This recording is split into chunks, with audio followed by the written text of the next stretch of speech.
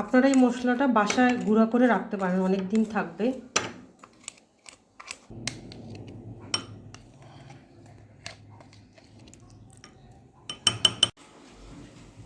প্রথমে আমি 1 চামচ আস্ত জিরা দিব। এরপর আমি 1 চামচ আস্ত ধনিয়া দিব। এরপর আমি 5 ফোড়ন দিব। 1 চামচ মৌরি দিব। 8-10টা আস্ত এলাচি দেব। 4টা তেজপাতা দিব।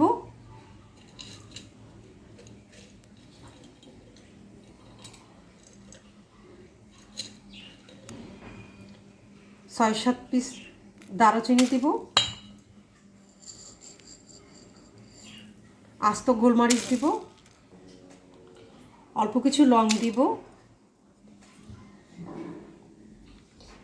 এখানে হাফ কাপ কাজু বাদাম আর কাঠবাদাম আছে।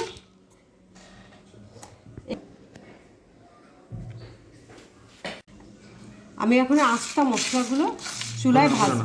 এই উপকরণগুলো আমি এখন চুলায় ভাজবো। এই মশলাগুলোকে তেল ছাড়া ভাজতে হবে, বেশি ভাজা যাবে না, হালকা ভাজতে হবে যেন ফ্লেভারটা চলে আসে। এটা আমি গ্রাইন্ডারে এখন গুঁড়া করব। যাদের গ্রাইন্ডার নেই তারা পাটায় বাটবেন।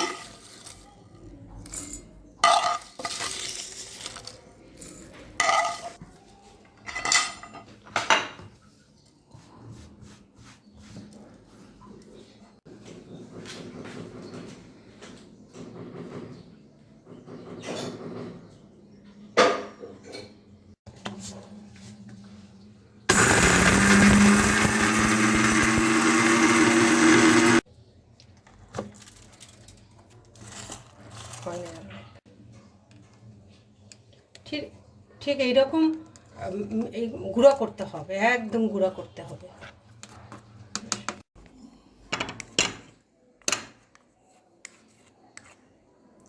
আপনারা এই মশলাটা বাসায় গুঁড়া করে রাখতে পারেন, অনেক দিন থাকবে।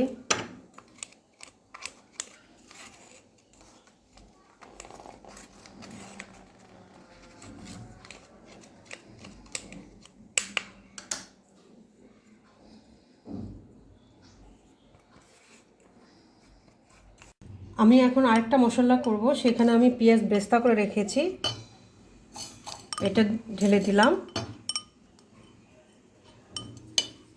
এরপর রসুন ভেজে রেখেছি সেটা দিলাম।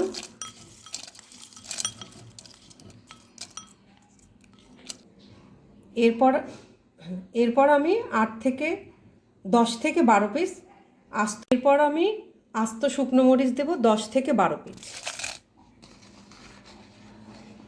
টমেটো কাটা দিব 3টা।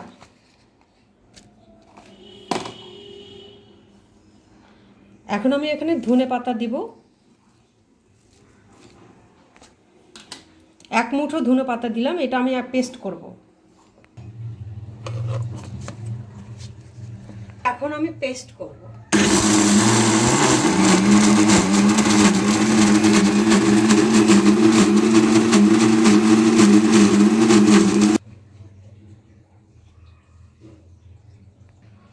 আমি এটা পেস্ট ক্রিম আকার হয়েছে, এটার মধ্যে আমি কোনো পানি ইউজ করিনি।